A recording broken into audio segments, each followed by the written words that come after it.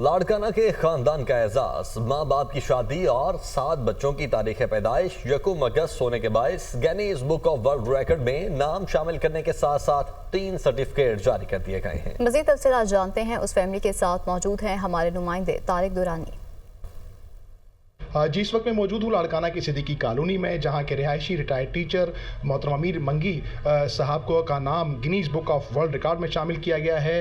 इनकी शादी भी 1 अगस्त को हुई और इनके यहाँ 7 बच्चों की पैदाइश भी 1 अगस्त को हुई, जिसके बायस इनको 3 certificate Guinness book of world record की जानिब से दिए गए हैं। उनका नाम भी वहाँ शामिल किया गया है। इस वक्त अमीर अली मंगी साहब हमारे साथ मौजूद हैं, उनसे मालूम करते हैं। अमीर साहब, किस तरह ये हुआ? ये मेरा फैमिली रिकॉर्ड वर्ल्ड रिकॉर्ड है। इससे पहले ये अमेरिकी ख़ानदान के पास था और इसी तरह मेरा दूसरा रिकॉर्ड गिनीज वर्ल्ड वालों ने कैटेगरी शामिल की है। वो 7 बच्चे जो एक ही दिन 1 अगस्त को पैदा हुए, और दूसरा रिकॉर्ड है मेरे 2 सेट हैं ट्विंस के, 2 बेटियां 2 बेटे, उनका रिकॉर्ड वर्ल्ड रिकॉर्ड में शामिल है।